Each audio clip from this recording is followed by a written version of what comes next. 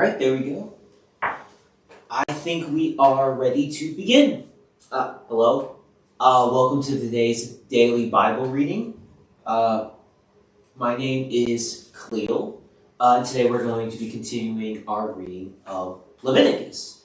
Yesterday we started the book of Leviticus. We read chapters 1 through 8, and we read about the Lord's offerings. We read about burnt offerings and peace offerings and sin offerings and meat offerings. Meat in the past or in the Bible meaning like bread, right? That the meat meaning like bread. But about these different offerings from the Lord and how you do them and how the priests, it was given to the priests to do these things, and that these offerings were done to the Lord often at times to intercede for the people. And we got to see some other laws, some about uncleanness, where you couldn't eat of the sacrifices or holy things of the Lord. You couldn't be near his holy tabernacle while you're unclean, because it was meant to be like holy and clean, so you couldn't be near it, because anything that is unclean makes other things unclean. So like if I were unclean and I were to touch my cousin, or I were to touch a pot, or I were to sit on a chair, then those things would be made unclean. And probably the best examples of which is dead bodies, like a human. So if I were to touch a dead body, I would be unclean for a set amount of time, and I wouldn't be allowed to do certain things. A good example of which being the Passover. But still to the point. So just how the priests interceded in doing these offerings for the people in order to make them clean and make them holy before the Lord. But in the very last chapter we left off, we had Moses sanctifying the sons of Aaron and Aaron himself in order to be these priests, because Aaron and his lineage after him were chosen to be these priests. Yeah, so that's where we'll be picking up today with Leviticus 9. But that being said, since it is the 18th, we'll be starting our reading with our daily Proverbs, Proverbs 18. So without further ado, I'm going to go ahead and get started. Proverbs 18 and verse 1. Through desire of man, having separated himself, seeketh and intermeddleth with all wisdom. A fool hath no delight in understanding, but that his heart may discover itself. When the wicked cometh, then cometh also contempt, and with ignominy reproach. The words of a man's mouth are as deep waters, and the wellspring of wisdom as a flowing brook. It is not good to accept the person of the wicked, to overthrow the righteous in judgment. A fool's lips enter into contention, and his mouth called for strokes. Here, Proverbs spends a lot of time talking about the mouth, the same way the beginning chapters of James, like James 1 and James 2, tend to as well. But it's even repeating a thing here with verse 6 as something we saw in Proverbs 13 and 10, only by pride comes contention, or here fool's lips enter into contention, his mouth called for strokes, where it is foolish to be proud or to lift yourself up in your pride, because it's ultimately going to lead to your own destruction, and the Lord hates the proud. But also to the point, all of those things, while they can come forth in your actions as well, largely it comes out of your mouth. Which is why, the book even says, the Bible even says, out of the mouth cometh the issues of the heart, right? Whatever you're thinking in your mind, which is when the Bible says the heart, that's what it's talking about, your mind, it is going to make its way out of your mouth. The things that come out of your mouth came from your mind, right? Also to that same point. Verse 7, a fool's mouth is his destruction, his lips are the snare of his soul. The same thing. The words of a talebearer are his wounds, and they go down into the innermost parts of the belly. He also that is slothful in his work is brother to him that is a great waster. The name of the Lord is a strong tower. The righteous runneth into it and is safe. The rich man's wealth is his strong city, and as an high wall is his own conceit. Because Proverbs talks about quite a bit that riches are a defense. That's straight up scripture in Proverbs. Money is a defense. It also says wisdom is a defense. But wisdom gives you life, though. And that's the difference. Because the thing is, like the monetary money of this world, yeah, absolute. Like you see it in the world today. Money runs the world essentially, right? And it's a defense. Like shoot, if you ever get in trouble criminally, just buy a really good lawyer. Or shoot, if you can do it, you can just buy off the judge. If you ever get in trouble, like you'll never get in trouble financially. Even if in your personal relationships, people will, that's something that Proverbs also talks about. Again, the rich have many friends.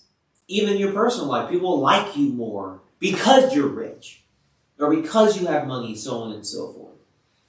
Where money is a defense, but with wisdom is a defense too in many of those ways. If you operate in wisdom, you can get out of those same situations. But that same wisdom, because we're talking about the wisdom of God, so like this word of God, the Bible, it goes beyond this life. Money can't save you from the Lord's judgment. If the Lord deems you wicked, then you're going to go to the lake of fire, no matter how much money you have. But if you have the wisdom of the Lord, you will be considered righteous, and you follow it, you'll be considered righteous by the Lord, and you will be saved from the lake of fire. So wisdom is a defense, the same way money is a defense, but it leads you to something greater. It's more than just a defense in this life, I guess you could say. It's also a defense against the second death, as like Revelation 20 talks, it calls the lake of fire the second death. It protects you from the second death in the next life. So it is. So they're not wrong in saying it. 12. Before destruction, the heart of a man is haughty, and before honor is humility. So pride cometh before the fall. He that answereth the matter before he heareth it is folly and shame unto him. Same with the James 1. You got to be quick to hear, slow to speak, slow to wrath.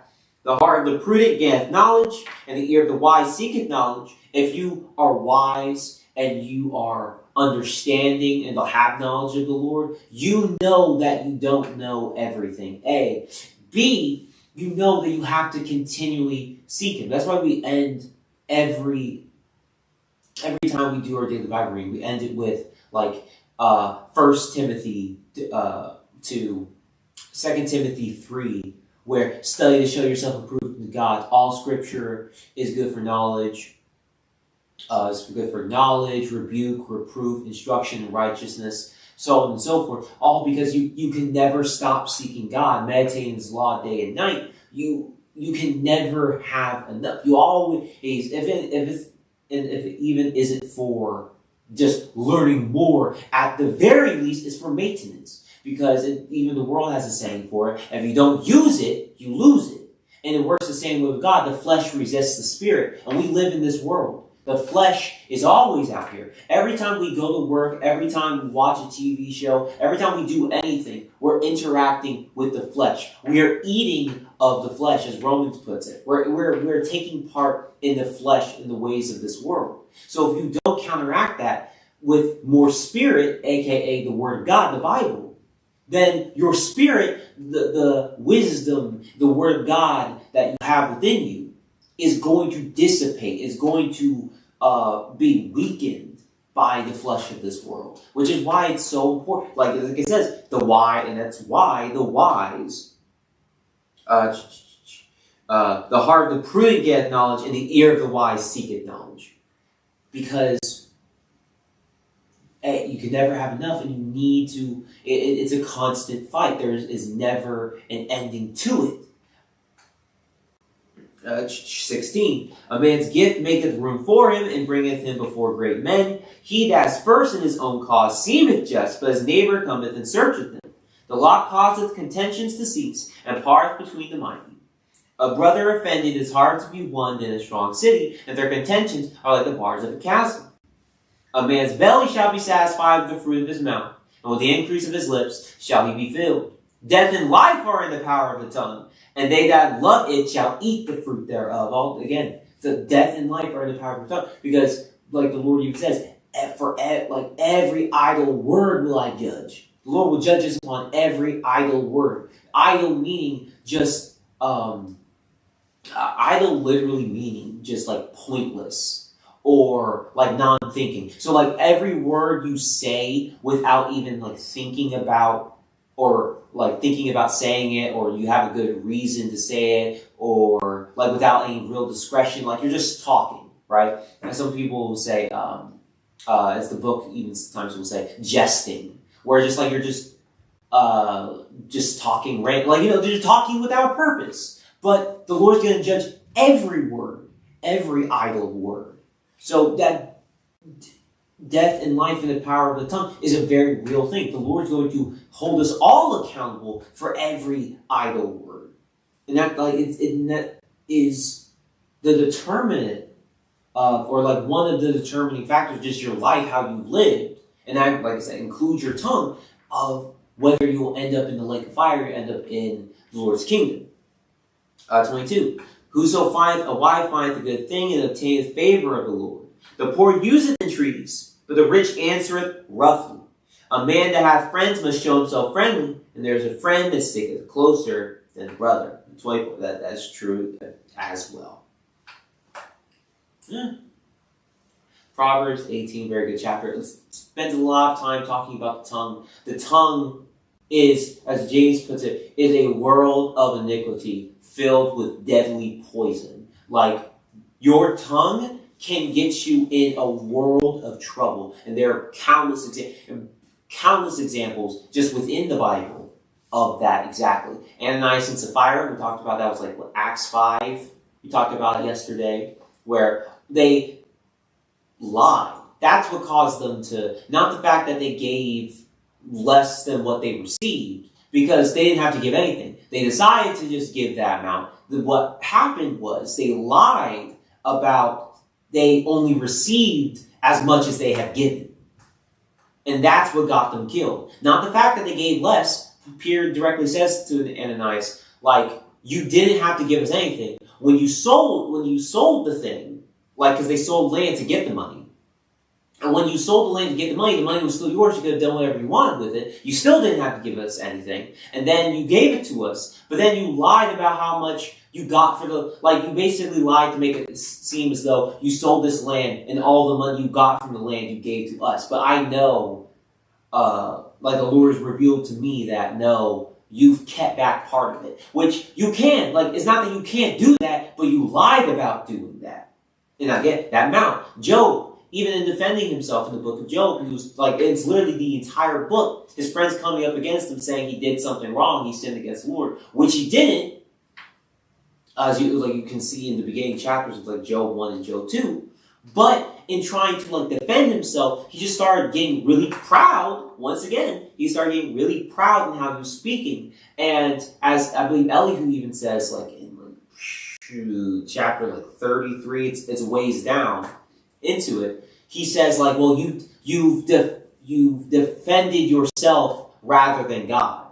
Or I think he may even said uplifted, but to the point where justified, that's the word. You justify yourself rather than God. You justify yourself rather than God. Where he was basically being like, well, no, I didn't do anything wrong. All this just happened to me, like, did me dirty, so on and so forth. Where the point was, well, Job, you never considered whether you did anything wrong. You never, like, truly self-examined like we're all supposed to. Like the book even says in the day of adversity, consider. Like, he never did that. Again, he didn't do anything wrong, but he never took the time to check, A. And B, in all of his speaking, he almost made it appear as though like the Lord was doing him dirty. And the Lord himself had to come and say, like, hey, Job, who you think you are? Like, whatever I do it in righteousness. Like, I'm God. I can't be wrong. Like, you really think, like, my ways are higher than your ways. Like, I understand way more than you ever will. I was here when the earth was formed and the heavens were built. I built these things. I did these things. And you can't do or even fathom the things that I just do on the regular. So this happening to you, you're justifying yourself thinking that, oh, like, I got done dirty. You don't even know really what is going on. So for you to feel that way, you don't know even why I'm doing this. All to the point that Job got in trouble with the Lord. And so did his friends, because they falsely accused him. And the Lord almost got them too. And like he even told them that Job will have to like sacrifice on your behalf for me to forgive you, because they literally just spent a long time, the entire book of Job essentially, lying on Job, saying he did something wrong when he did it. So them too, fall to the point, just in that speaking, they got in trouble with the Lord. And that can happen with any one of us.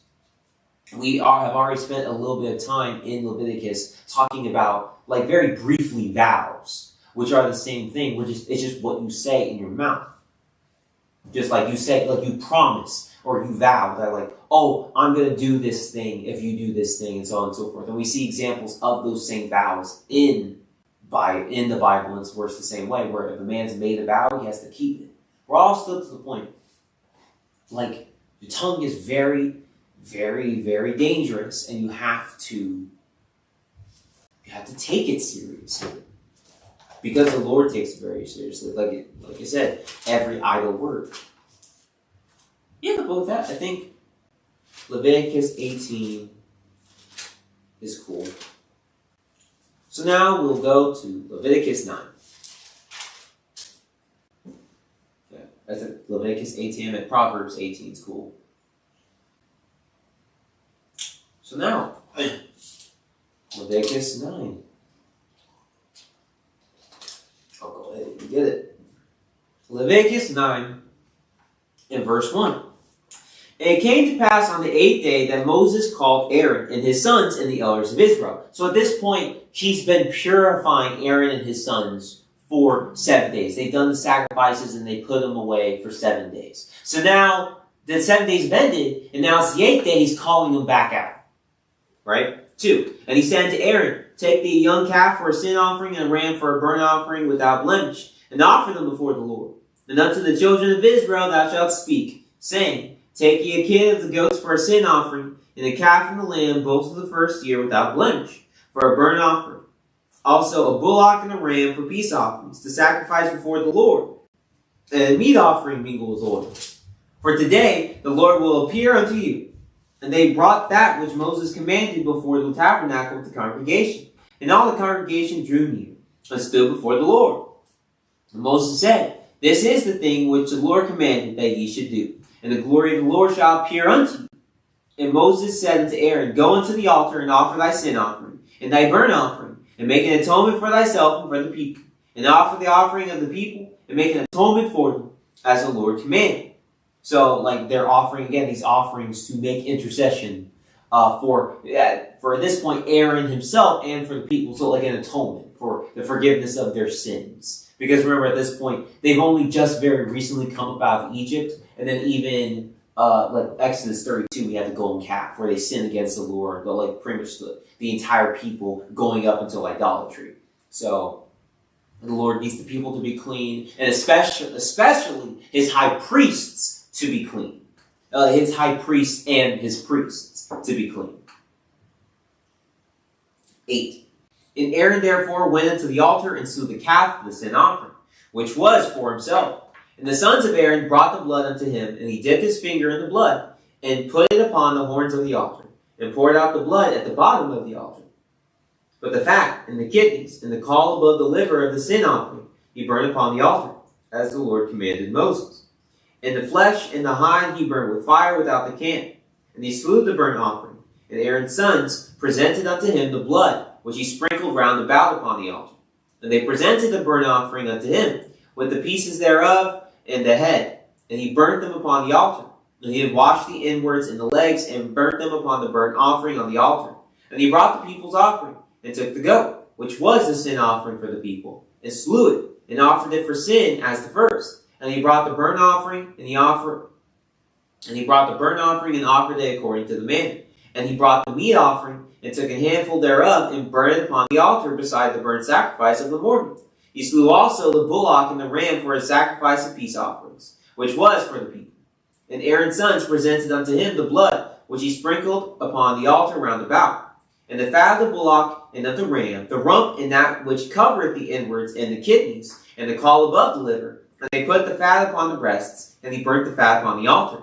And the breasts and the right shoulder Aaron waved for a wave offering before the Lord, as Moses commanded. And Aaron lifted up his hand toward the people, and blessed them, and came down from offering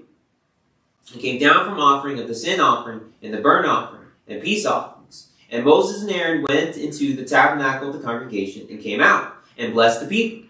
And the glory of the Lord appeared unto all the people. And there came a fire out from before the Lord, and consumed upon the altar the burnt offering and the fat, which when all the people saw, they shouted and fell on their faces. Yeah. So now, like, Aaron has completed the offerings to where now him and his sons are fully consecrated to be priests. The people have even been cleaned up in this too, to where now it's been sacrificed for their sins. So, to make an intercession again, for them, because that was the job of these priests. The same way, Christ is the high priest unto us, and that's even I've been talking about a lot, Hebrews 5, 6, and 7. But in the same way that he interceded for the people to get the Lord to forgive their sins through these offerings. But yeah, so now officially, what people will call the Levitical priesthood. But it was very specifically, and we'll see why that's important, especially once we get to Numbers, like Numbers 15, I think, with Korah. But it's called, some people will call it the Levitical priesthood, but it wasn't just the tribe of Levi, because that's even what Leviticus is referring to. It was specifically the sons of Aaron who were the priests. Aaron and his sons after him. The reason it's called Leviticus is because the Levites also had a job. And we'll see that more as we get into it too. They're the sons of Kohath, the sons of Gershom, and Nahon, I think was the other one. I specifically Kohath and Gershom. But that those divisions also had jobs, but none of them were priests. It was very specifically Aaron and his sons were the priests. But still to the point.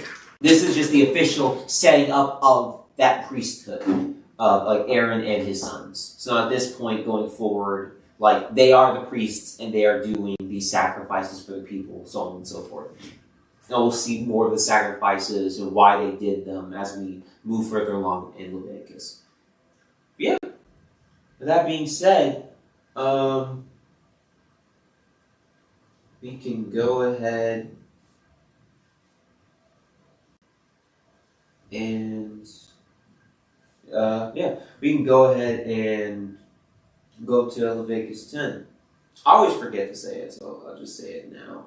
But if you have any questions during the reading, you can post it in the chat, and then Lord willing, at the end we'll get to whatever questions at the end. Yeah, Lord willing, at the end we'll get to any questions.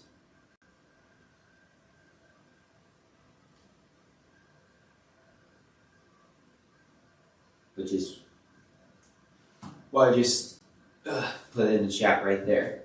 But yeah. Leviticus 10 and verse 1. And Nadab and Abihu, the sons of Aaron, took either of them his censer and put fire therein, and put incense thereon, and offered strange fire before the Lord, which he commanded them not. And there went out fire from the Lord and devoured them, and they died before the Lord. So here, Nadab and Abihu, these are two of Aaron's sons. And they are priests unto the Lord. So here we have them just offering to the Lord. Because remember, Leviticus 1 through 9, they've given the offerings, they told them how they're supposed to do it. It's a very specific way. And we've talked about very much so far that it's very specific. There's a very specific, the same way with the Lord in all of his laws, right? The Lord was very, the Lord's okay, don't lie. There is no way to get around that, to lie and it to really be okay with the Lord. The same way with theft or adultery or fornication or so on and so forth, right? Where the Lord is very clear, he doesn't like that. That's not what he wants. That's against his law. Where in the same way with what we've read so far in Leviticus, he's very specific about his offerings, when they are offered and how they are offered and what is offered. Right? So here we have Nadab and Abihu. They're offering to the Lord. They took their censers, they put the fire therein, put the incense therein, and offered strange fire before the Lord, which he commanded not. So basically, they just had done a bunch of extra stuff. Things that the Lord has told them like that has not told them to do. So it's not even that I told you not to do that. I didn't tell you to do that. I have very specific instructions for what you are to do and how you are to do these things. But now you're just doing extra stuff. So, and the Lord doesn't like that. So because of which, verse 2, and there went out fire from the Lord and devoured them. And they died before the Lord. So the Lord sends out fire and just kills them. Which is still, again, like, and that's why I've tried to like repeat that point. That the Lord is very specific as we were reading the last few chapters of Leviticus yesterday and today. Because, like he is, and he's killed the priests of the Lord, which we read last chapter, were literally consecrated, like just consecrated in order to be his priests before the people, get killed themselves because they didn't do exactly what the Lord said. And it's really just to the point, well, what do you think is going to happen to us? Right? Where just because things don't immediately happen to us in this life, we cannot ever think that we are escaping judgment. The book literally talks about that. Because judgment is not executed speedily, the wicked think, sometimes a phrase that the wicked think there is no God, or the wicked think that punishment isn't to come. But it's all still to the same point, that just because something isn't happening now, we can be mistaken that punishment is never going to come. Which is not the case. Punishment is reserved until the last day. Right? Like the Lord says, vengeance is mine. And when he will take that vengeance, when he will deal out that punishment, is at the end. So we cannot make that mistake. So it's the same way with us. The Lord's very specific about what he wants, and we have to honor that. The same way that they didn't honor that and got punished, we can face punishment too. But yeah, so now we'll see how they how they move past this, how they move like beyond this happening. Verse 3. Then Moses said unto Aaron, this is it that the Lord spake, saying, I will be sanctified in them that come nigh me, and before all the people I will be glorified. And Aaron held his peace. And Moses called Mishael and Elzaphan, the sons of Uzziel, the uncle of Aaron, and said to them, come near, carry your brethren from before the sanctuary out to camp. So now they're saying, carry up their dead bodies. We got to get rid of them. Right? So they went and carried them in their coats out of the camp, as Moses had said. And Moses said unto Aaron, and unto Eleazar, and unto Ithamar, his sons, so these are his other sons, uncover now your heads, neither rend your clothes, lest ye die, unless wrath come upon all the people. But let your brethren, the whole house of Israel, bewail the burning which the Lord hath kindled. So, because they're priests, they're high priests, their job is to intercede for the people. So, you guys can't mourn, you guys can't, you guys have a job to do. And we'll see that more as they read through Leviticus. That it's even a law. You see, the high priest couldn't just go to someone's funeral. Because your job is to be holy and consecrated, and going near a dead body at all, and so on and so forth, will make you unclean.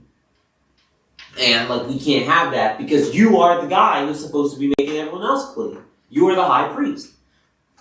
But yeah, so it's saying you guys let everyone else mourn, but you guys can't. You guys have a job to do, and that's even to the same point. We have a job to do with the Lord, and that is to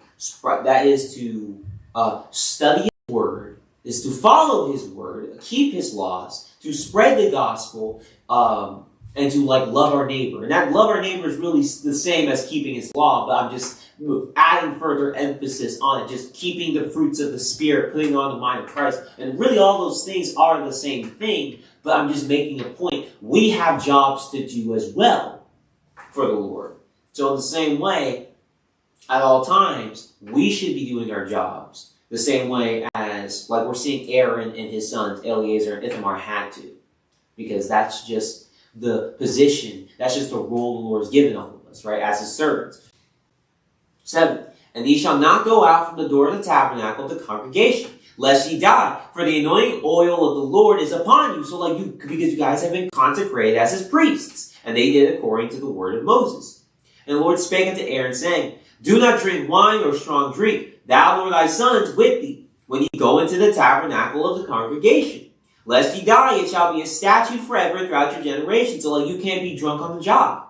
and that he may put difference between the holy and unholy, and between unclean and clean. Because, like, you guys are supposed to be the people that are making that separation. You're supposed to be the people who keep things clean. That you're supposed to be the people who know this law to show people this is clean and this is unclean. You're supposed to be the people when something is like a man or something is made unclean. You're supposed to be the people who help purify it and make it clean. And you're supposed to be the people who keep my tabernacle and everything else around here and the land itself clean. That is your job. You're supposed to put that difference.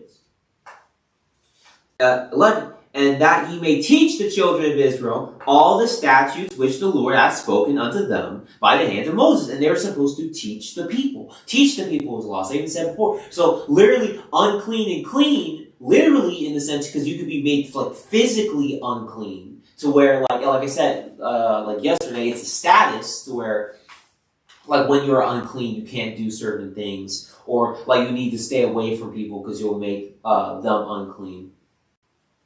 But also just spiritually as well, because we are unclean. We are unclean to the Lord when we are being wicked, when we are committing sin. We are dirty. We are dirty vessels. And we are cleaned up with the Lord when we are washed by the blood of Jesus Christ. And we walk in his statutes and his commandments, and we sin no more. Right? So even, again, like it's both a physical and spiritual bit. But 12. And Moses spake unto Aaron, and unto Eleazar, and unto Ithamar, his sons that were left, take the meat offering that remaineth of the offerings of the Lord made by fire, and eat it without leaven beside the altar, for it is most holy. And ye shall eat it in the holy place, because it is thy due, and thy sons' due. Of the sacrifices of the Lord made by fire, for so I am commanded. And the wave breast and heave shoulder shall ye eat in a clean place, thou and thy sons, and thy daughters with thee, for they be thy due, and thy sons do, which are given out of the sacrifices of peace offerings of the children of Israel.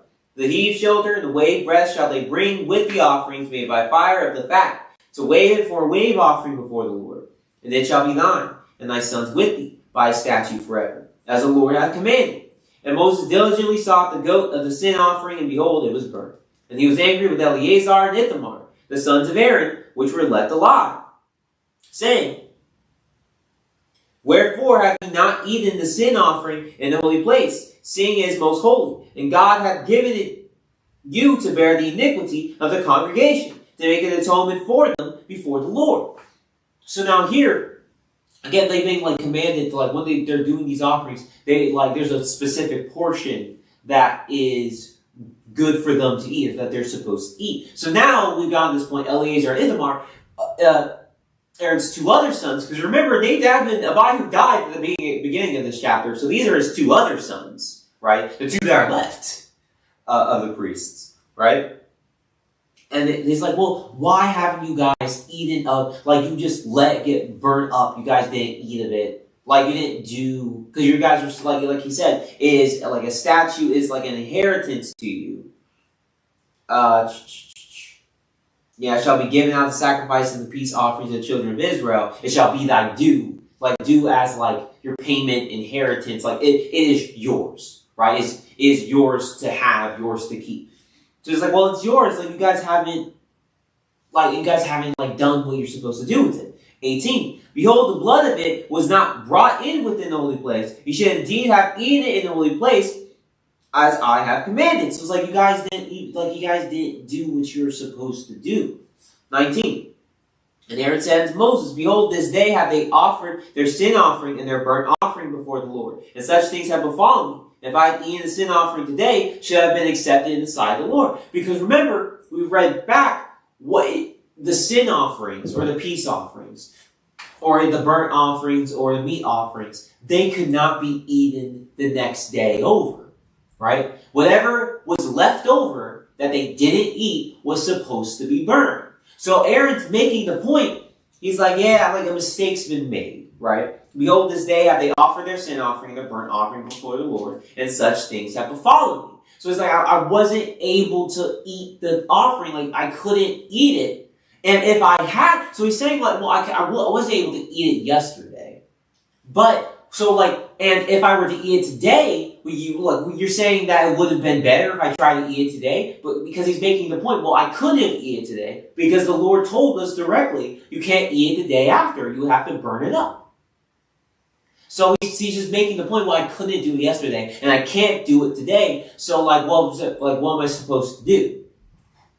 Should it have been accepted in the sight of the Lord? So would it have been cool with God? No, it wouldn't. And when Moses heard that, he was content. So Moses is just fair. Okay, you couldn't, whatever happened, that's what Aaron is saying, such things have befallen me. Whatever happened, you couldn't eat it. And you're right in saying, well, you would be wrong with God if you try to make up for it, try to eat it today. Because God directly told you whatever you didn't eat of it, the next day you would burn. So Moses is fair. But all still to the point. It shows how serious, again, and how specific it was, where even Moses was you're supposed to eat of it, and Aaron had counterpoint, well, I can't eat of it today, Moses, and I couldn't, whatever happened, I couldn't eat of it yesterday. So, Moses you're right. Well, yeah, you couldn't, right? You can't eat of it today, whatever happened, you couldn't eat it yesterday, there's nothing we can do, right? Where to the point, it's that specific with the Lord, where we can't just do, and sometimes it can feel easy for us to just be well, the Lord knows my heart. I'm going to do what I think feels right, or I think would be the right thing to do, but we can't do that. The Lord is and that's why the Lord, we have a whole book here. For that very reason, the Lord does his best to make it clear over and over and over and over again what he wants from us. He says, I am the Lord, I change not. I'm Jesus Christ, same yesterday, today, and forever. It's all the same stuff. Jesus from Genesis to Revelation, all the same dude, all the same stuff. I write no new commandment unto you, but an old commandment. It's all the same stuff. Yeah.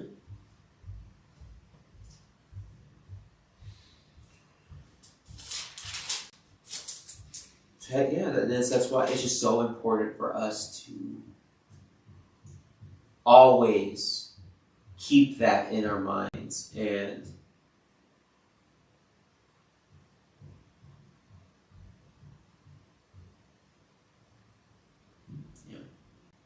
that's why it's always so important to keep the law in our mind and in our heart, and to study, show ourselves approved, right? Because you have to know the law. You have to know the Word of God in order to follow it, right? To be the same argument they had, if Aaron didn't know the law, he would have been able to make that point to Moses, right? It was all still the same thing. You got to know the Word. You got to know the law. You got to know what the Lord wants from us, and how you get that is reading this Word, which is why we're we're doing it here. We're doing it today. But yeah. And before we go to 11, just side point, and just them talking about being unclean. The point of just unclean. Again, I talked about a little bit, even with verse 10, to put a difference between the holy and unholy, between unclean and clean. Again, being unclean is a status. It is not sin. It's not sinful. I'm talking about remember I said the physical and the spiritual. Spiritually unclean is if you're spiritually unclean, it's sin, right? But physically unclean, where it says a man is unclean, or we'll even see in Leviticus 11 that certain animals are unclean, and then we can go back to Leviticus 6 and some other chapters in early Leviticus, where it says if you touch a dead unclean animal, a person's made unclean. So that the physical is not sin itself. It is just a matter of it not being. It's the same way as holy and unholy, where it's just it's not clean. It's literally just not clean. It's unclean. And the same way the Lord has everything in order, and He has everything sanctified and holy, and He has everything set up exactly how He wants it to be. Uncleanness gets everything else dirty. And with uncleanness, you cannot, the same way as even, I mentioned Aaron and his sons couldn't go see Nadab and Abihu and everyone else mourned, but they had to stay. He said that you guys can't even leave because you have the anointing oil upon you, because they couldn't be made unclean. It's the same reason with all the other laws we'll continue to see from here, and we've even seen so far with uncleanliness, where you can't be you need to be cleaned up, and you can't be near people and all that stuff while being unclean, is because of the tabernacle and the high priest. Where this area right here is supposed to be clean. It's supposed to be a holy, sanctified area to the Lord, so anything dirty cannot enter.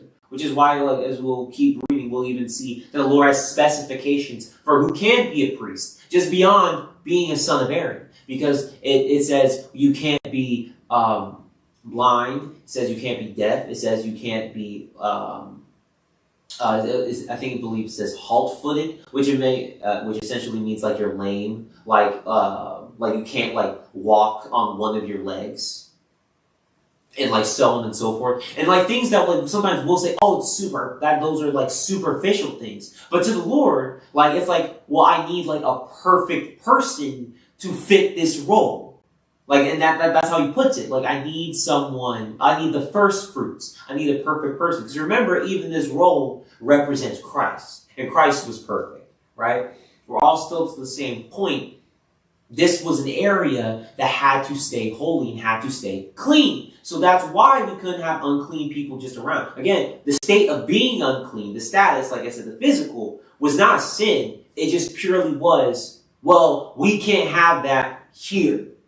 Here, the temple, or at this point, the tabernacle of the Lord, and his priests that need to do these jobs, and for them to do these jobs, they need to be clean. You can't be here. Or you can't just stay unclean, because the longer you're unclean, you're making other things unclean. And you can think of it like a disease. It just spreads. So we need to make this person clean. And we need you to stay away so that you don't make other people unclean. It doesn't spread farther.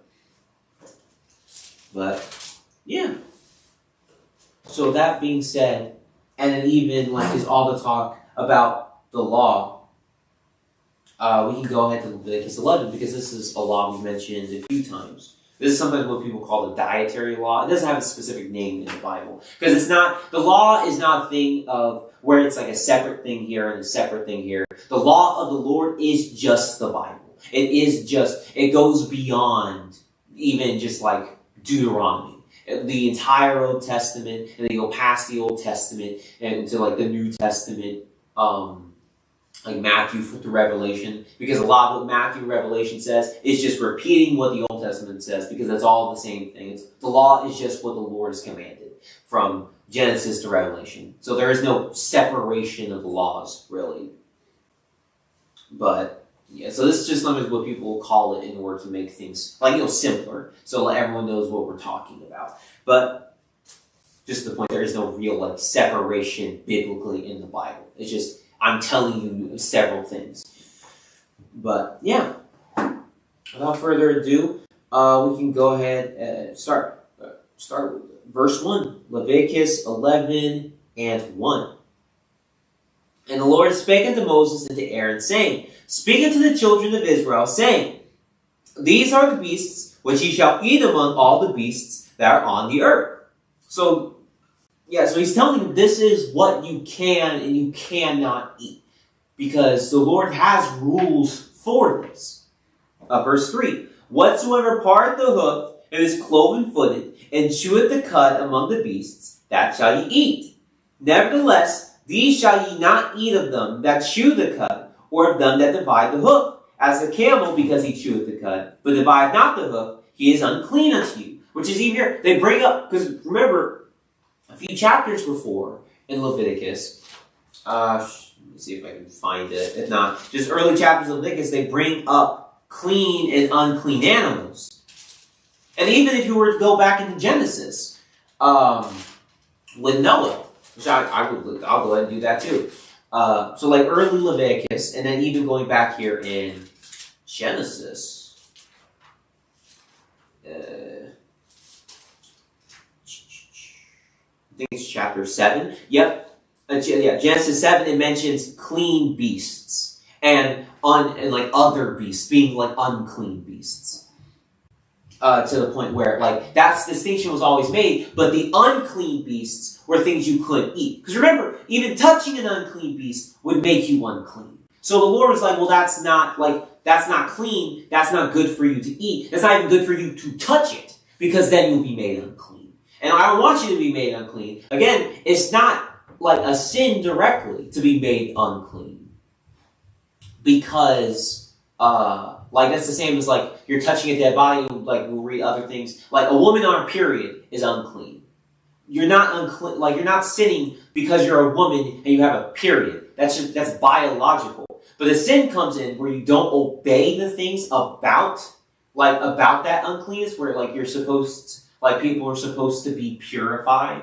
Which, at this point, we don't have a temple, we don't have priests, we don't have the things necessary to do, like, those purifications. So there's purely nothing we can do about that. We fall into the mercy of the Lord. We literally, physically cannot do that. Like, literally, physically cannot. In the same way with Nadab and Abihu, chapter 10, we can't just make up a way to just try to, again, even talking to the point where, like, we think, like, our intention is, oh, well, if those things aren't there, well, we can just find an alternative. No, we can't. That's what happened with Nadab and Abihu, and we saw what happened with them. We can't just try and make up an alternative because we cannot physically, at this point in time, do what the Lord commanded us to do and the way He told us to do it.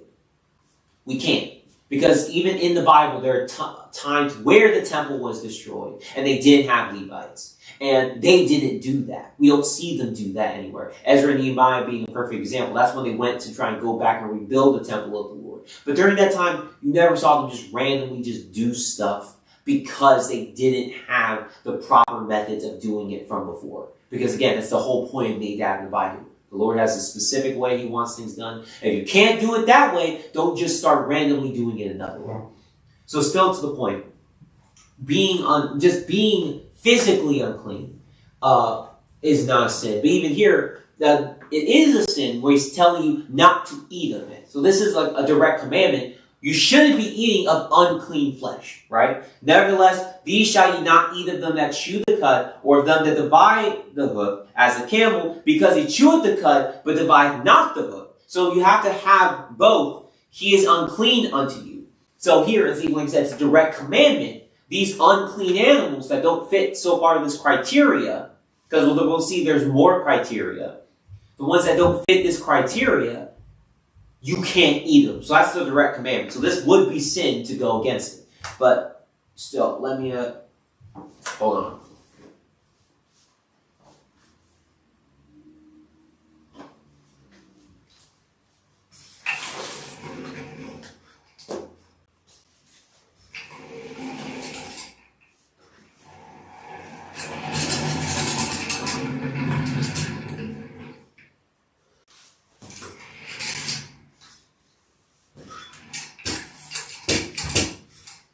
This is about as far back as I can push it up. So this was the stuff about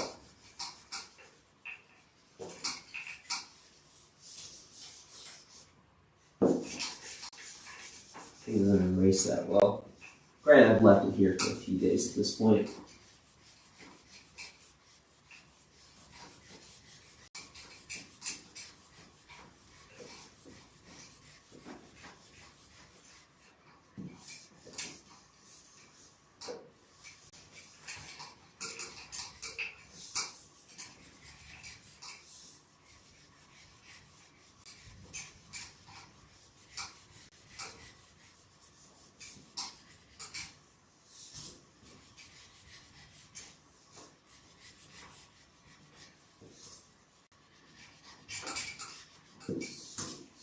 Yeah, there you go, that's fine.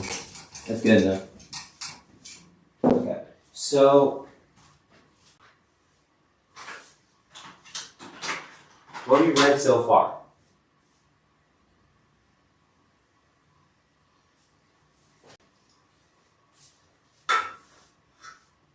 Let me see.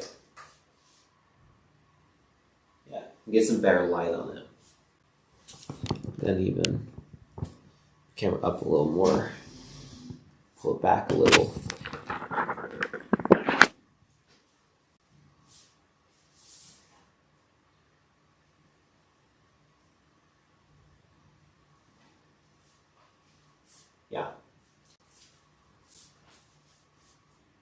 Yeah, that should be fine.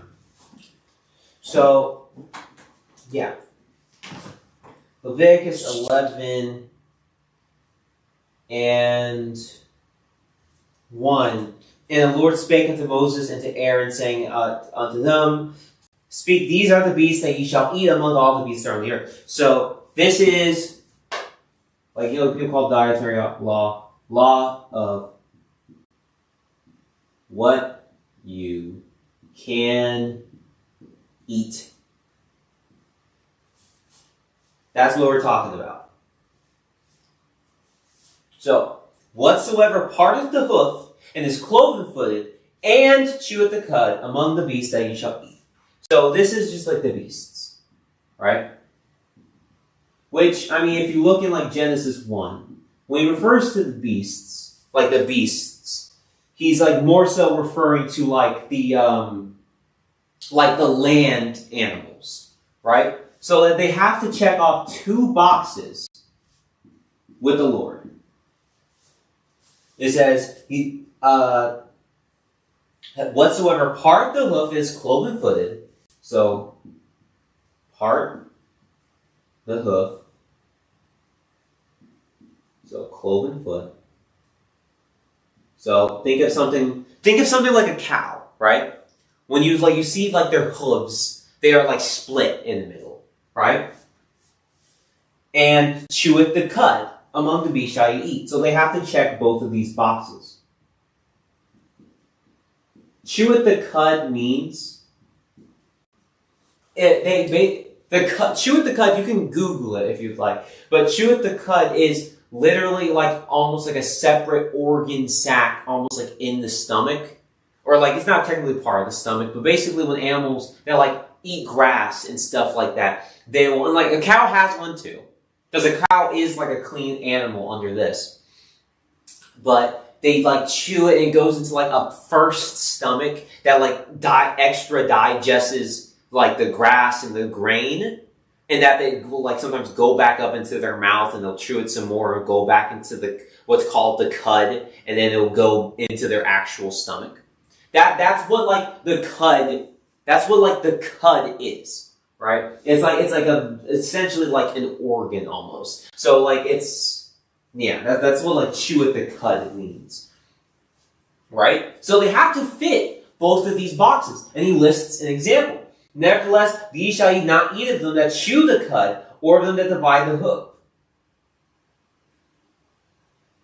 As the camel, because he cheweth the cud, but divideth not the hoof, he is unclean to you. So here, right, like unclean.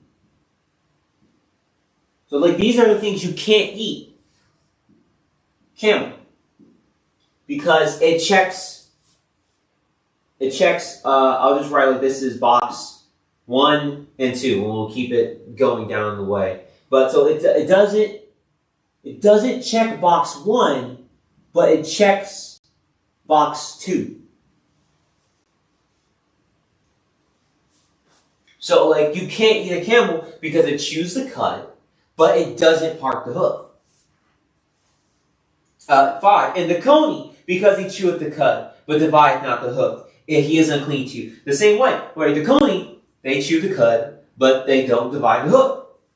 And the hare, so the hare is like a good example, because a hare is a rabbit, if you don't know, or like the same as a rabbit. And the hare, because he cheweth the cud, but divideth not the hoof, he is unclean unto you. So it's the same thing, where they check box 2, same as the camel, but they don't, hares are bunnies, they don't even have hoofs to divide. Where, again, this is like to the point, where it says beasts, it's not talking about cattle, or like oxen, or things of the sort. No, it's literally, or like people sometimes call it fauna, so like things like deers, moose, like cows, ox, sheep. It's not just talking about those things. It's talking about all the beasts of the land. That's why a bunny is here. Because he's talking about all these things. Any beast of the land, any of them, needs to fit under these 2 criteria. So you could toss alligator on this list. Alligator does not chew the cud or have hoofs apart. You can't eat an alligator because they aren't clean. They aren't sanctioned for you to eat. 7. And the swine, though he divide the hoof and be cloven-footed, yet he cheweth not the cud, he is unclean to you. So it's the same way even with the swine. Swine is a pig. Unfortunately, swine or pigs are unclean. And it says it directly there. You can't eat it because it checks off box 1, but it doesn't chew the cud. It doesn't check off box 2. And again, it's made it very clear, you need both of these things. So you can't, so swine is one of those things you can't eat. 8. And it makes it explicitly here. 8. Of their flesh shall you not eat, and their carcass shall you not touch. They are unclean unto you. Where it's the same. You can't eat of them. And again, to the point of the carcass you won't touch, it goes to the same point as before. If you touch an unclean dead thing. So you touch an unclean animal, dead carcass, you are made unclean. Which remember, the Lord is trying to keep this nation clean. Because he's trying to sanctify them. Right? So that's why you can't just be touching of their carcasses, because that will make you unclean. And you can't eat of them. Right? It's a direct commandment. He's made it at all the way up at verse 2. I'm telling you what you can eat. And he says it directly, even he makes that point again at verse 8. So now, that's of the beasts of the land, now we go to things of the water, as he puts it. So this is verse 9. These shall ye eat of all that are in the waters. Whatsoever hath fins and scales in the waters in the sea, and in the rivers, them shall ye eat. So, again, we have 2 criteria here. They need to have fins, and they need to have scales. Those are the 2 criteria. Again.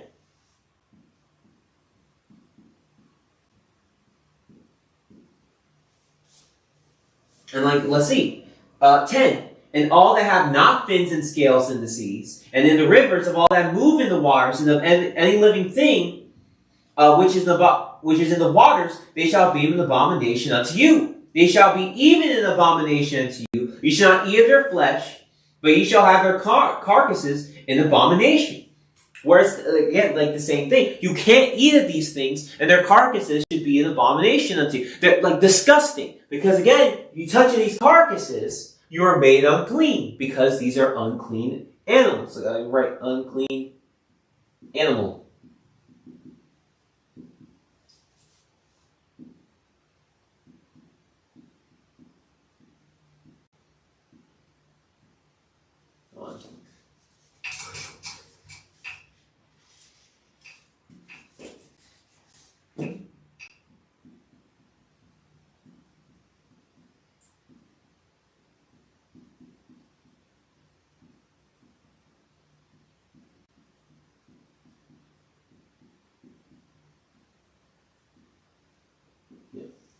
If you touch an unclean carcass, you are unclean.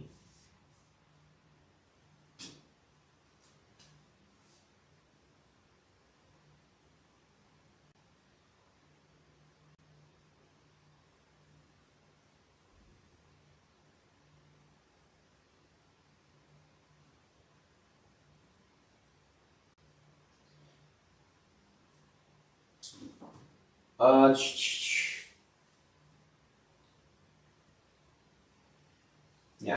I'm gonna just skip ahead a little bit and just read 24 from this chapter, because I wrote it there, but it says it directly here. For these ye shall be unclean, whosoever toucheth the carcass of them shall be unclean until the even. So that's the thing. If you touch an unclean carcass, you are unclean. Which is why, the Lord's I really don't want you guys touching these dead carcasses. But for certain, you're not eating them. very clear, you should not be eating these things. As a direct law, direct commandment, right? And they shall be even an abomination unto you. You shall not eat of their flesh, but ye shall have their carcasses an abomination. Whatsoever hath no fins, nor scales in the waters, that shall be an abomination unto you. So you need to, it needs to fit these two criteria here again. So, here, this is where the things of the waters, or what we'll call fish, end. But, we can run through this, they don't do the same things they did with the beasts where they list, examples of which, but, we can, run through that ourselves. Where, let's say, shrimp.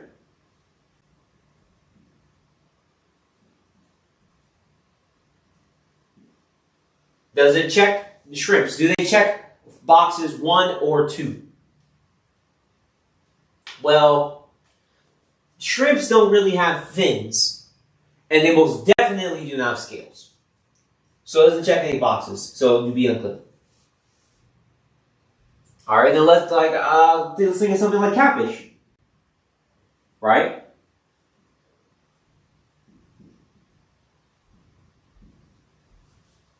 Catfish, they have fins. There you go. But they don't have scales. So again, that would be something else that would be unclean. Okay. Let's think of something. Let's think of tuna.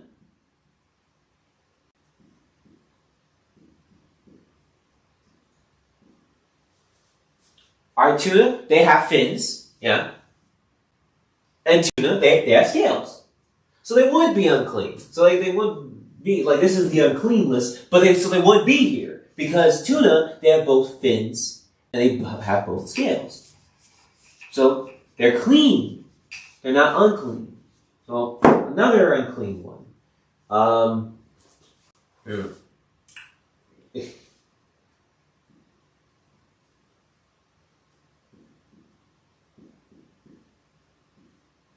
Octopus.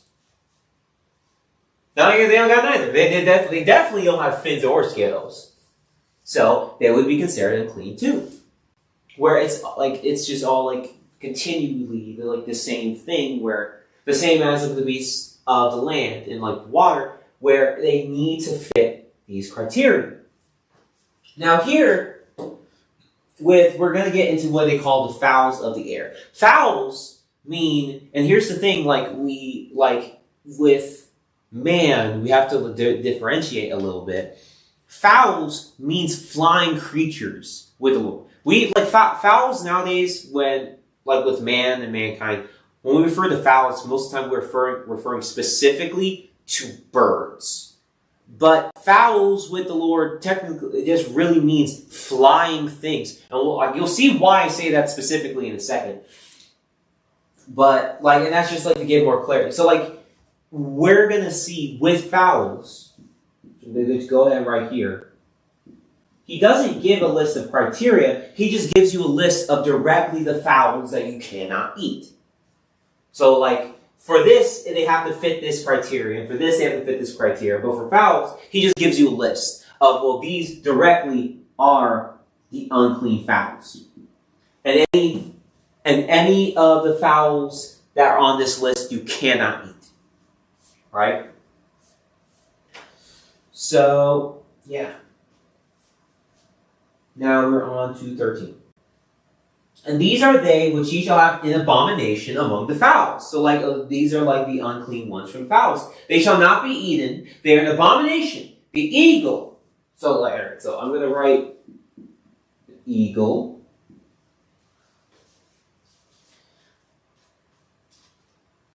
I'm going to write the noble ones because there are a lot here. But the eagle, no, I'll write them all. I'll just bring my Bible over to this side. So the eagle, the ossifrage, the osprey, and the vulture, and the kite after his kind. So we got the ossifrage, the osprey, the vulture, the kite,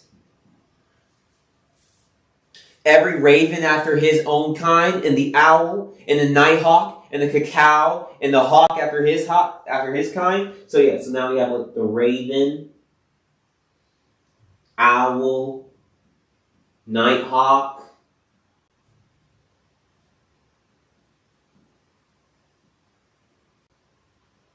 cacao, hawk,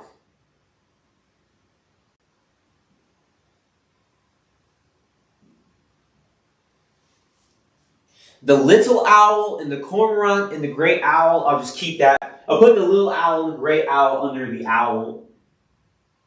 So that owl I wrote there will represent both. The swan and the pelican and the gyre eagle. So swan, I'll write some more up here. So like pelican, gyre eagle,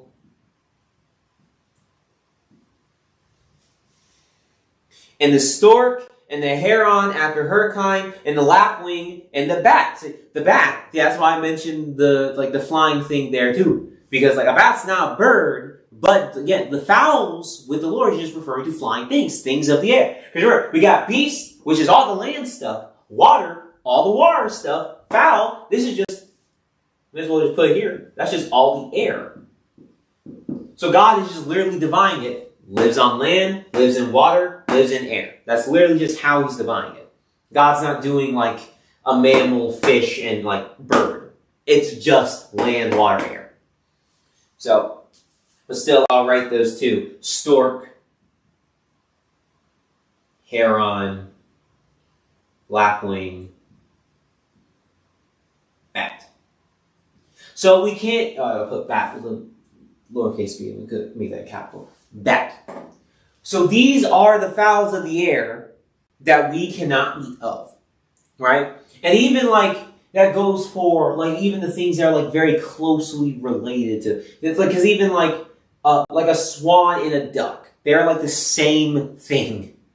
Like you could like debate it, but they're literally the ugly duckling becomes a swan because a swan and duck are like incredibly closely related. It's like the difference between a dog and a wolf. They are literally like the same thing. They even are capable of breeding together. Like literally, same thing. But still to the point. So this is how, so far, because we have to get into the creeping things, which I'm trying to see how much.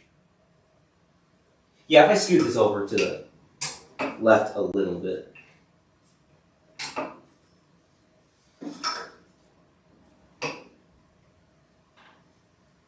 Yeah, that's fine. That should give me just enough space. So, here, creeping thing. So again, like water, the air, water, land. Creeping thing, you can think of basically bug. That's what, and it's not literally just bug, but it's like all the little stuff. All like bugs, the little lizards, the little like things that I guess we won't technically consider bugs, like stuff like scorpion. It's all of those like little things, right? Yeah. So like I'll just go ahead and read 19. And the stork and the heron after her kind, and the lapwing and the bat, all the fowls that creep going upon all four shall be an abomination unto you. So even here, fowls, the flying things that go upon all fours, so will be an abomination. So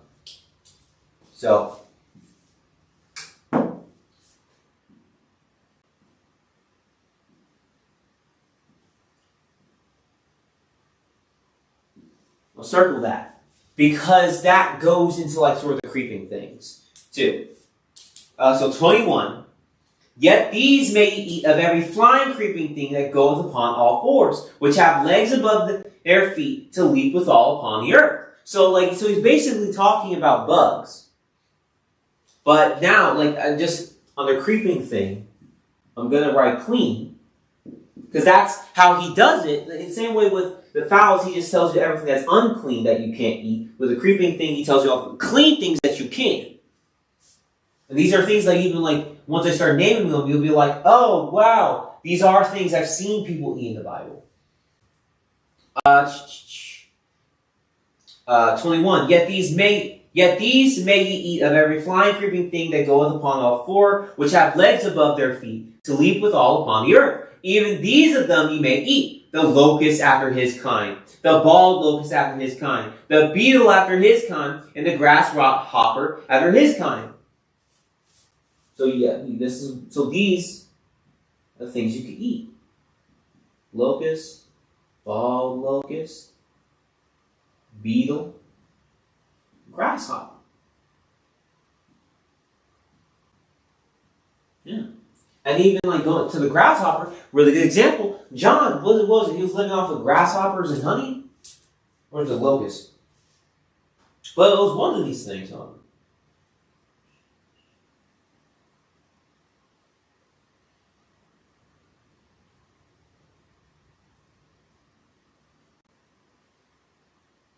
Yeah, it was locust. Okay, that's what I thought. Yeah. That's Matthew 3. So John ate locusts and honey. So at the point, like even like within the Bible, you see people are eating this, but you don't see the people of God in holiness eating things beyond this. But yeah, so I'll just read 22 again. Even these of them you may eat, the locust after his kind, and the bald locust after his kind, and the beetle after his kind, and the grasshopper after his kind. But all the other flying, creeping things which have 4 feet shall be an abomination unto you. So you're not eating anything else. You're not eating any of these other like tiny flying little critters with a bunch of legs. Like you're not eating those because like I said, these are just like regular fowls of the air.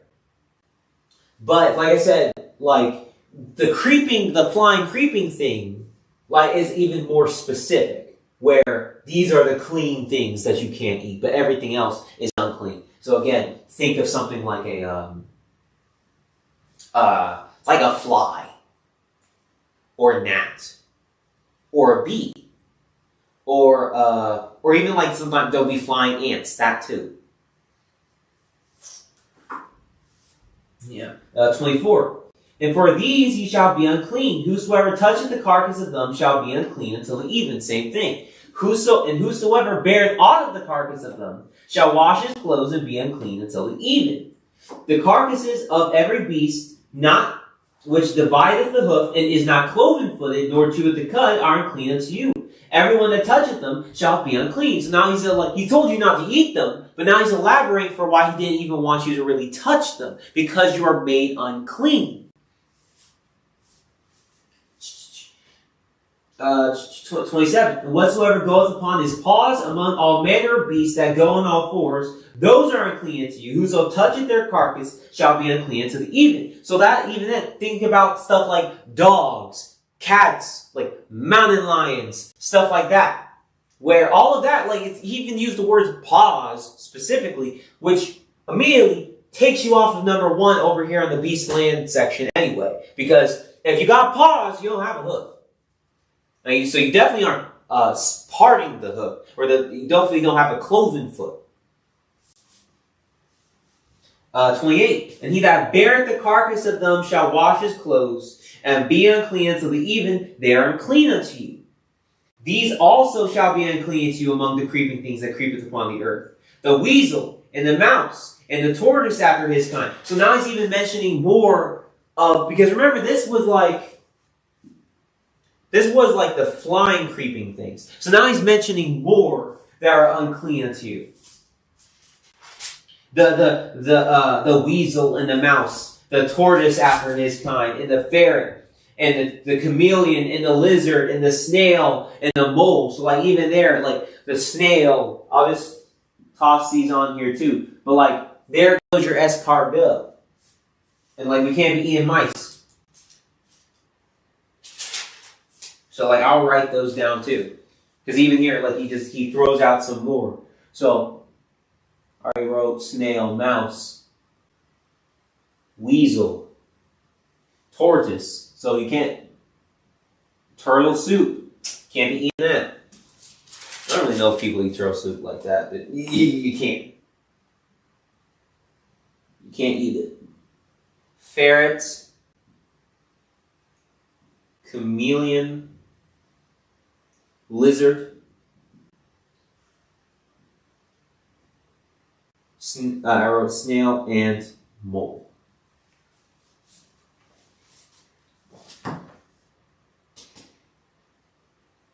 Yeah. 31. These are unclean to you among all that creep. Whosoever that touch them, when they be dead, shall be unclean until the evening. And upon whatsoever any of them, when they are dead, doth fall, it shall be unclean. Whether it be any vessel of wood, or raiment, or skin, or sack, whatsoever vessel it be, wherein any work is done, it must be put into water. It shall be unclean until the evening, so shall it be cleansed. So this is just how you know what is clean and unclean of the beasts. But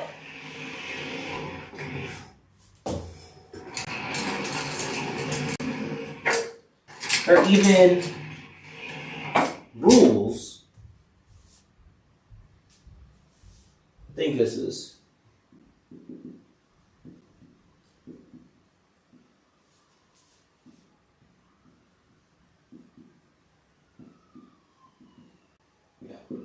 Being unclean by unclean animal, where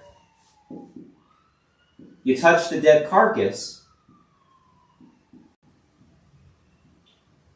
you are unclean until even.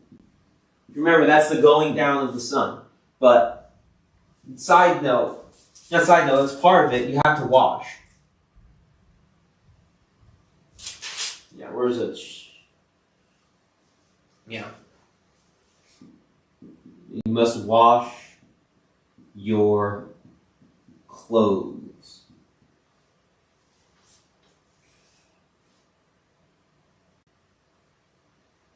Yeah. Oh, I made it a little too high.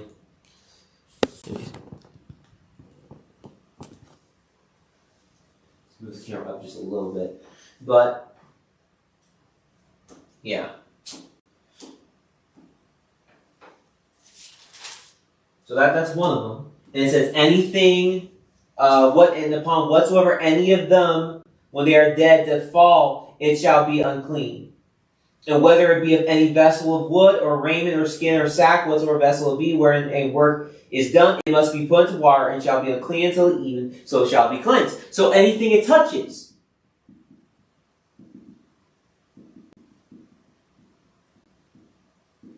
is unclean. Must be washed.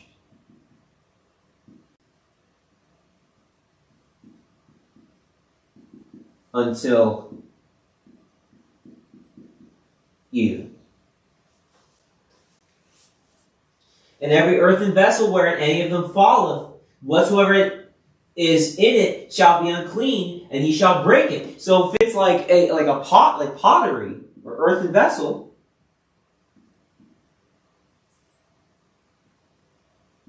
you break it.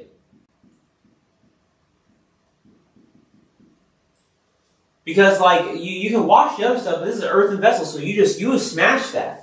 Because it's no longer good, it's no longer clean, we can't use that anymore. Of all meat which may be eaten, that on which such water cometh shall be unclean. Of all meat which may be uneaten, that on which such water cometh shall be unclean. And all drink that may be drunken in every such vessel shall be unclean. So, if water or food, or even water that was in the water that touched the vessel, that was in this vessel, got on some food, all of it's unclean to you, and you can't eat of it, and you can't drink of it. So that's how even serious it is. So, water and food,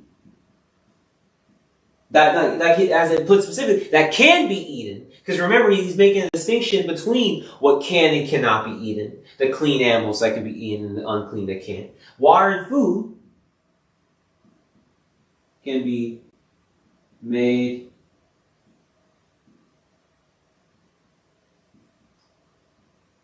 water and food can be made unclean. I'll just put through touching vessel. So even if the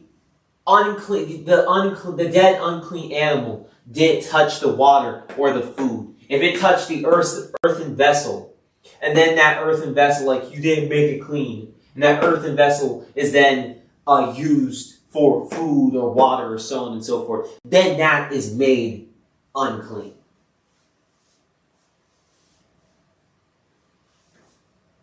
Uh, 35. And everything whereupon any part of their carcass falls shall be unclean, whether it be oven or ranges for pots, they shall be broken down, for they are unclean. It shall be unclean unto you. So anything it touches will be made unclean. Nevertheless, a fountain or pit where there's plain water shall be clean. That which toucheth their carcass shall be unclean. So any water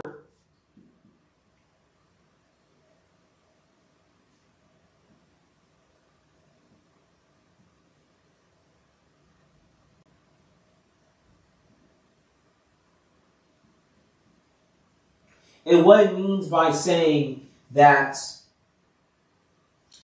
nevertheless a fountain or pit where there is plain water which shall be unclean, but that which touches their carcass shall be unclean. Think of it as something like a river, where, like, if you have like I'll just draw on the side, if you have like a river flowing, and like a pig dies over here in the river, this entire river down the stream isn't made unclean now. But this spot right here is, but like here's fine. So like, you get what I mean? Where like here is unclean because there's a dead pig right there. But like the entire river isn't made unclean now. That's the point he's making. But you shouldn't be going over here for some water because there's a dead pig right there. You need to go like here, or maybe even here, or down here, so on and so forth. Yeah. If any part of their carcasses fall upon a sowing seed, which is to be sown, it shall be unclean. It even goes as far as like just the plants. But if any water be put upon the seed, and any part of their carcass fall thereon, it shall be unclean unto you. Yeah. If any part of their carcass fall upon a sowing seed, which is to be sown, it shall be clean. But if any water be put upon the seed, and any part of their carcass fall thereon, it shall be unclean unto you. So if there's even a distinction, like if it hasn't been planted and hasn't been watered yet, then it's fine. But if it's been watered, like it's in the ground, and it's been watered to grow, then at that point, yeah, it is unclean. And if any beast of which ye may eat die, he that toucheth the carcass thereof shall be unclean until the evening. And he that eateth of the carcass of it shall wash his clothes and be unclean until the evening. He also that beareth the carcass of it shall wash his clothes and be unclean until the evening. And it goes even so far where, like, yeah, even it goes so as far that even clean animals, when they are not killed, when they die unto themselves, which is something we'll see more, because even the clean animals I have on like this other side of the board, you couldn't eat of these animals when they died unto themselves. Like, you had to kill them. You could just like find a dead cow in the middle of like the highway and decide to eat it. The Lord didn't like that. Right? So, but even like a clean animal that you can eat, you couldn't just like, if it just died into itself, you'd still be unclean touching its dead body, its carcass. And every creeping thing that creepeth upon the earth shall be an abomination. It shall not be eaten. Even going back to like the creeping thing, like this is what's clean. This here. This is what's clean. This is what's clean. The locust, bald locust, beetle, grasshopper. This is unclean. All these creeping things, unclean. Whatsoever goeth upon the belly, all four. Or whatsoever hath more feet among all the creeping things that creepeth upon the earth. Then shall ye not eat, for they are an abomination. So it's going on belly. So I'll write it up here. Going on belly. Like multiple legs. Or just many legs, as it put. So like, think of like your centipedes or your millipedes and going on its belly. Think about all your snakes. You can't be eating those. You can't be eating those things.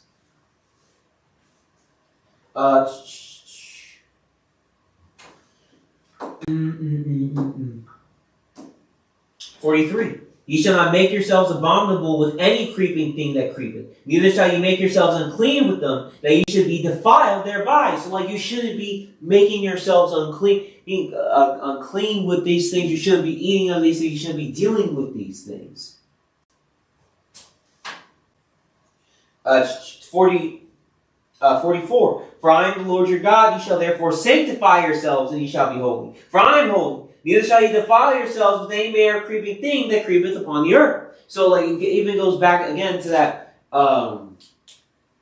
chapter 10, where to make a division between the holy and the unholy, and the clean and the unclean.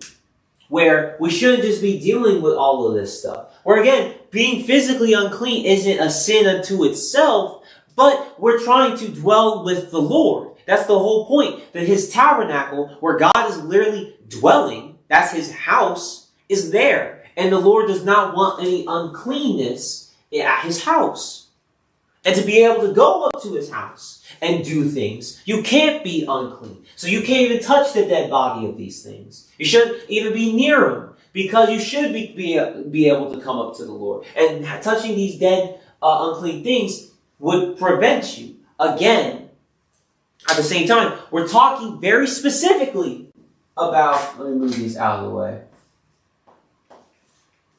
because I wrote this on the other side, so I can get rid of this just to write. This was for...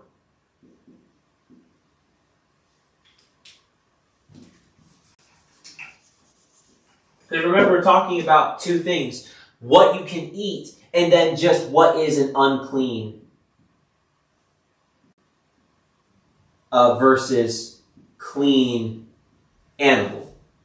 Right? You can't eat unclean animals. That's like it's spelled it out every way to Sunday. You cannot eat unclean animals. Right? But touching unclean animals, it's made clear what happens with that, and that's what's on the, like you saw on the other side of the board, was that it makes you unclean. And again, to the importance of being made unclean, like he said in 44, for I am the Lord your God, you shall therefore sanctify yourselves, and ye shall be holy. For I am holy. Neither shall ye defile yourselves with any manner of creeping thing that creepeth upon the earth. Because being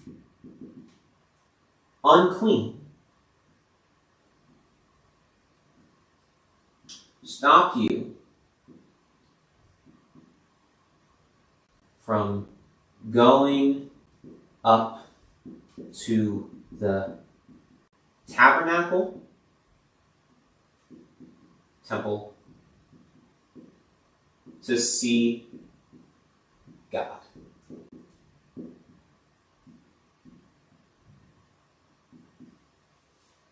That's it. I wrote you. Being unclean stopped you from going up to the tabernacle or later the temple to see God. That was the whole point. And I even wrote in parentheses here, holy ground. The temple or tabernacle of the Lord was holy ground. So if you wanted to go up there, you had to be clean. Oh, right there. You had to be clean. And again, even I talked about the physical and spiritual, you have to be clean both physically and spiritually. You couldn't be sinning against God. So in the same way, you couldn't be eating of this food, eating of these unclean animals, right? And go up to visit the Lord because you're sinning. Lord will kill you.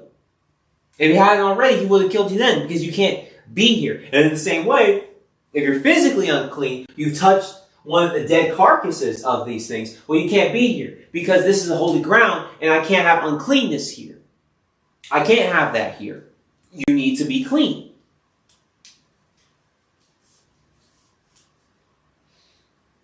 Which, again, all relates, and I bring it up specifically, and even the holy ground, for the purpose of, this is talking about very specifically, and even like the beginning of Leviticus 10, the Lord's very specific about things. It's about the darn tabernacle and temple. And I'm bringing that up because this does not have to do with us in modern day churches. Because our modern day churches, like I'm saying, like the church that I go to, or maybe the church that you go to, or whatever it may be, is not the temple or the tabernacle. So let's say, for example, like your dog dies, and you pick up your dog and you take him, like you bury him, so on and so forth. Or even you just go to like one of your family's funeral, like you go to your mom's funeral, like your granddad's funeral, whoever. You are unclean from that. Right? But, so does that mean you don't go to church? No. Because the church isn't holy ground. I know it may feel insane to hear that, or even feel insane that I'm saying it, but it's not. What was holy ground was the Lord's tabernacle and temple, because it was a place, and we read the beginning of Leviticus all the way here, all of which they did to sanctify it and make it special. You can't just build a house and say, hey, this is holy ground and a place for the Lord. No, they have to put in work. And that has not been done and can't be done for any physical churches we have now, because we don't have the Levites. We don't have these altars, or they're built in the way that we can do these things. We don't have any of the stuff in order to do these things. And let me tell you, we'll see as we get into Leviticus further, if your church has a bathroom, which I assure you it probably does, I would imagine it does, then it automatically is not holy ground. Because we'll see the tabernacle and temple, you couldn't have bathrooms near it. The Lord directly told them, hey, go handle your business outside the camp away from the tabernacle. So when I'm walking around, I don't see your business in the midst of me. Literally, you cannot have a bathroom near the tabernacle and temple. Because it's holy ground. How crazy would it be for this to be holy ground to the Lord, and then there's just feces everywhere? Like, think about that. Feces and urine and so on and so forth, just everywhere. There's a spot dedicated to it just in the middle. That would make no sense. So the same way, I'm just making the point. The tabernacle and temple is different than our churches today. Just to the point, so that you don't feel hearing this that I've been made unclean.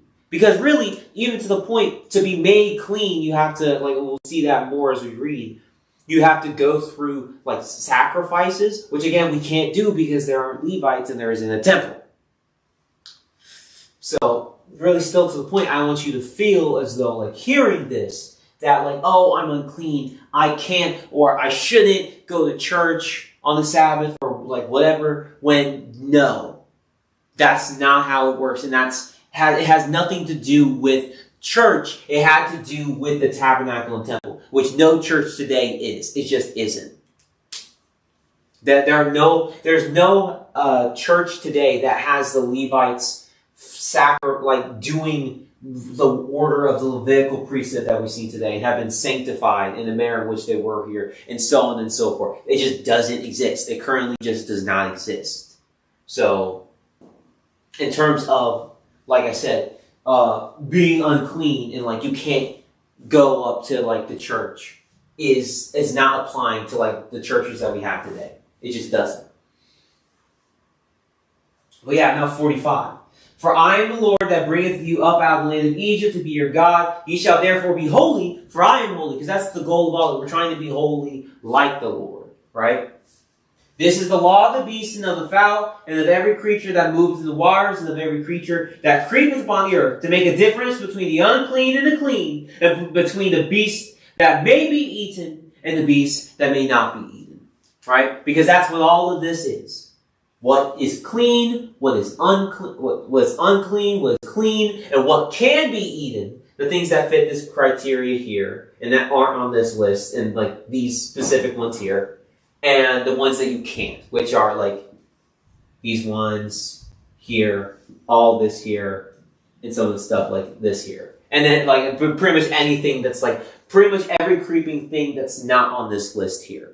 the locust, bald locust, beetle, and grasshopper.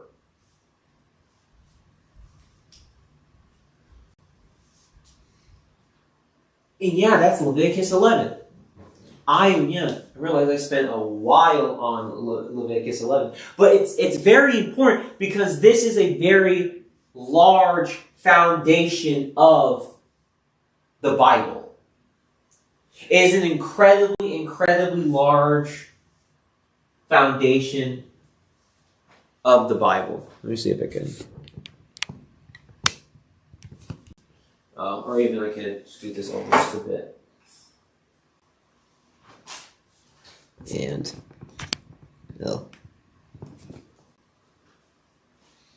But yeah, it's an incredibly large foundation of the Bible. Like I said, even the law, like the commandment was given here to like Moses. But again, we already went back to like Genesis 7 and we saw unclean and clean beasts existed all the way back then. You can think of it the same way like the Sabbath. We see the Sabbath in Exodus 20, right? He says, remember the Sabbath day to keep it holy. But the first time we see it is in Genesis 2. Where the thing is, and even what you can learn from that, is that the law really always existed. It was just a matter of giving it to man. The Lord always had ways that he liked and did not like. That's why even when you read Genesis, it will say, well, this person was righteous and this person is wicked. Well, how do you dictate that? And like even as Paul says, I did not know righteousness, but by the law. Or I had not known sin, but by the law. Because the law, like what we spent our time reading throughout like Genesis and Leviticus so far, like that's like which is the law, right? And like I said before, like all the book is, all this is telling you what sin is. Sin is eating of these unclean animals the Lord told you not to eat. Sin is defiling the Sabbath, as we saw in Exodus 20, or lying, bearing false witness, murder, adultery, making other gods, putting idols before the Lord, so on and so forth.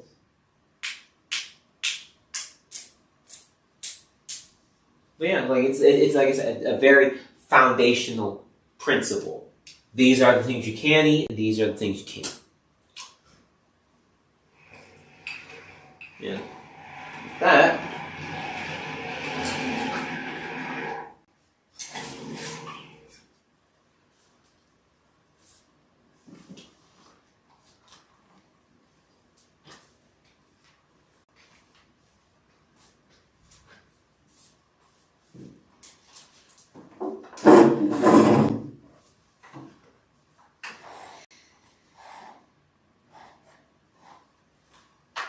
Yeah. Okay. It was at. Oh shoot. Yeah. I had to move the camera up for the.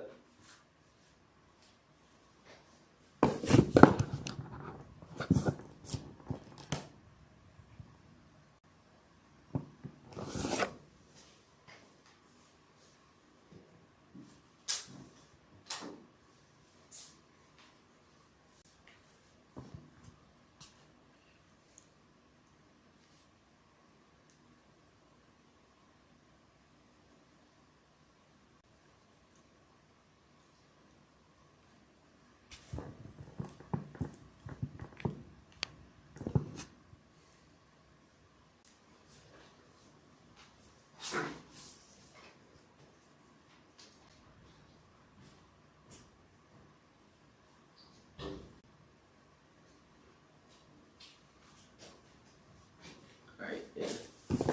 Bring it down just a smidge more. And that should be fine. But, yeah.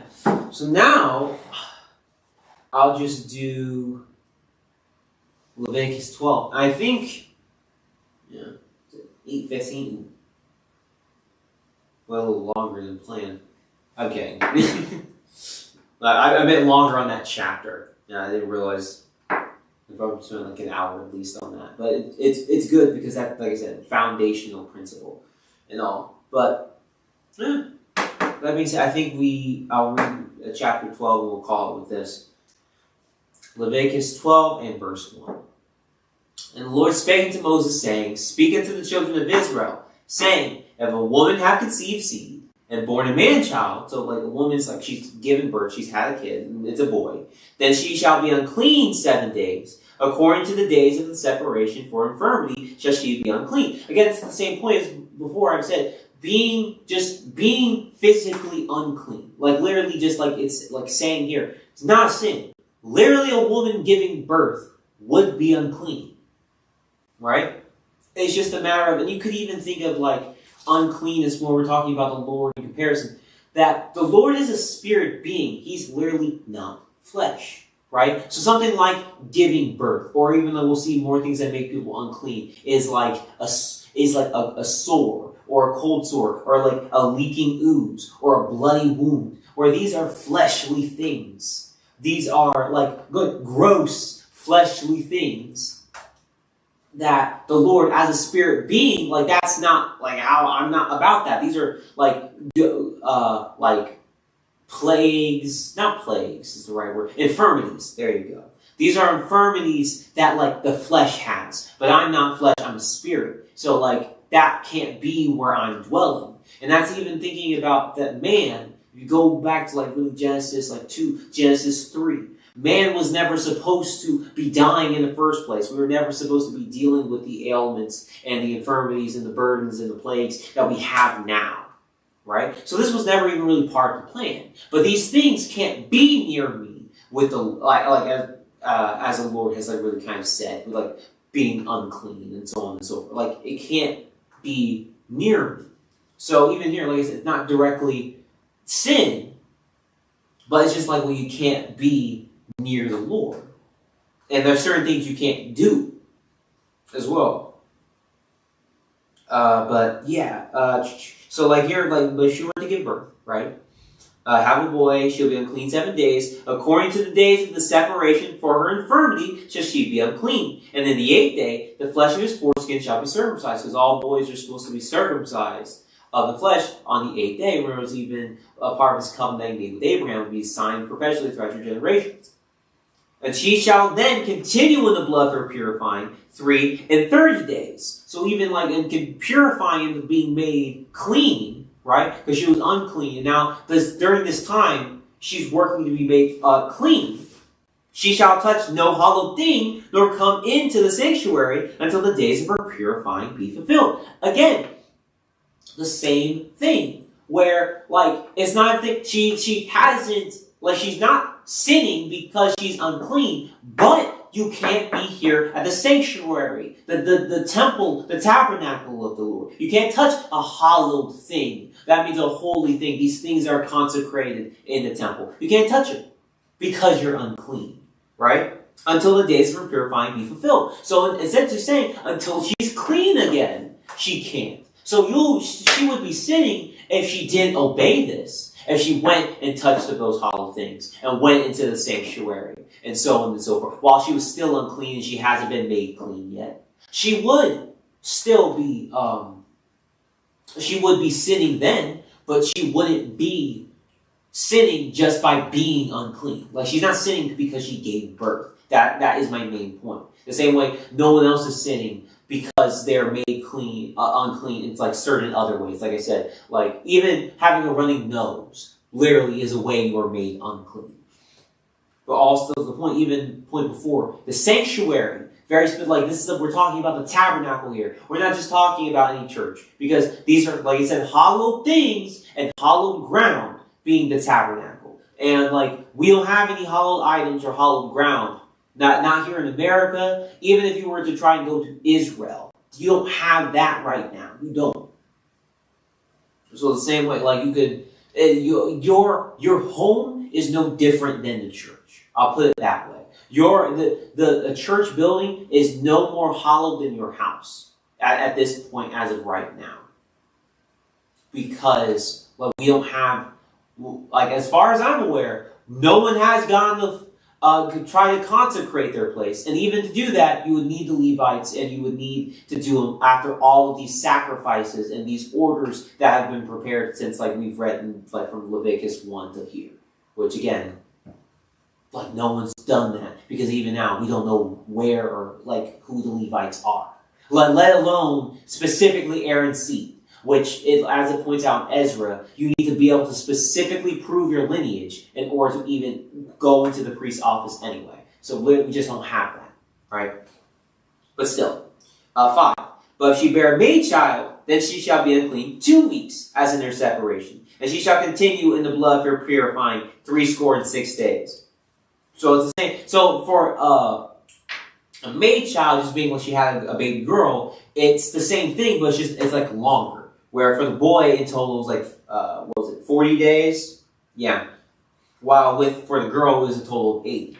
And when the days of her purifying are fulfilled, for a son or for a daughter, she shall bring a lamb of the first year for a burnt offering, and a young pigeon, or a turtle dove, for a sin offering, unto the door of the tabernacle of the congregation unto the Lord, who shall offer it before the Lord, and make an atonement for her, and she shall be cleansed from the issue of her blood. This is the law for her that hath born a male or a female. So here, and we'll see this, it works the same way, with being unclean, the other ways. To be made clean, at times either you need to be washed in the water purifying as well as a sacrifice, or even just here, you have to give a sacrifice to the priest who would offer up the sacrifice to the Lord. And then you would be made clean after there was a lot of time. Here, 40 days for a girl, 40 days for a boy, 80 days for a girl.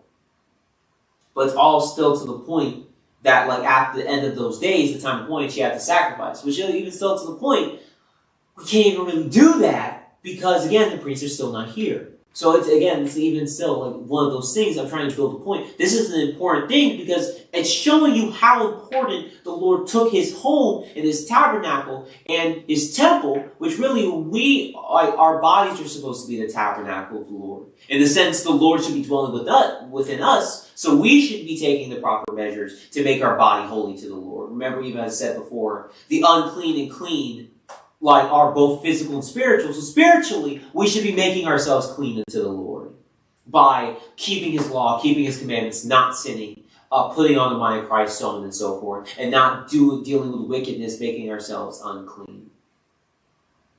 So we should be operating, my point being, we should be operating in that same seriousness as even here. Even though we can't do everything here after the same ordinance, we should still be taking care of our tabernacles, our bodies, unto the Lord in the same manner. As even Paul says, presenting your body a living sacrifice unto the Lord. We're supposed to be purging our bodies and making it a tabernacle suit for the Lord to dwell in.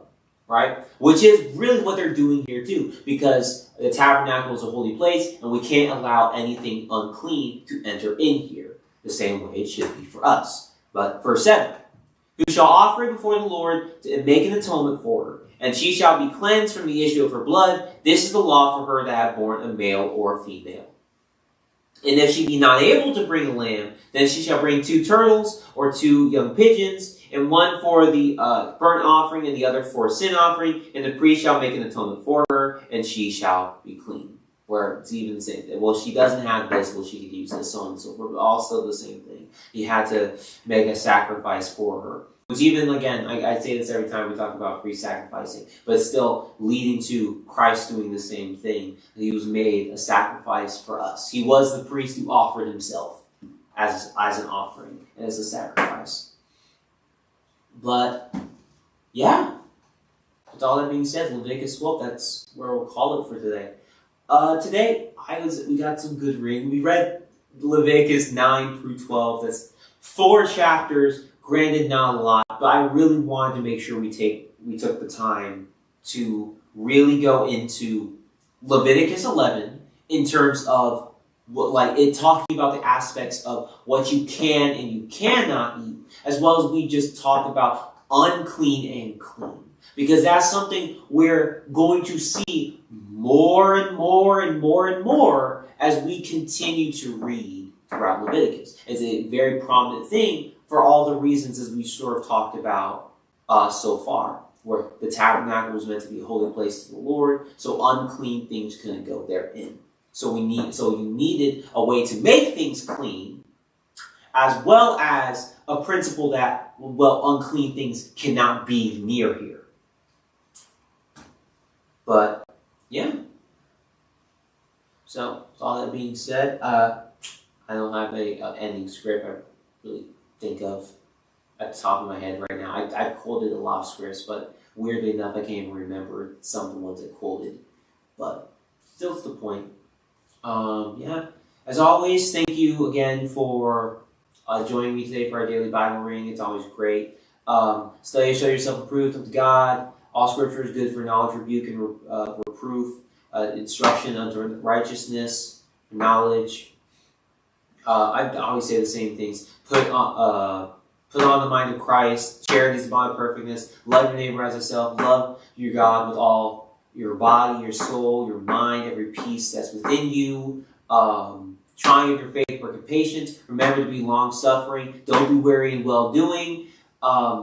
Just in all things, just remember to lean not unto thine own understanding. Trust in the ways of the Lord. At times it will be difficult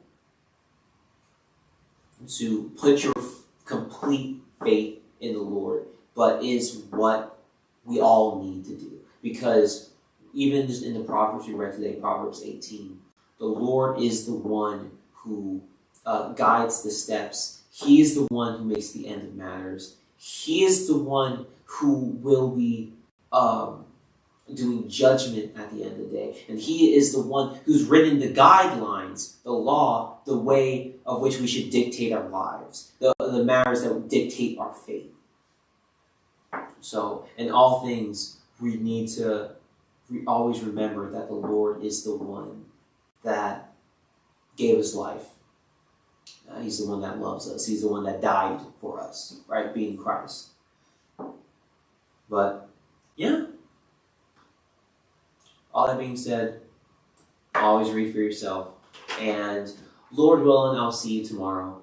Have a wonderful night.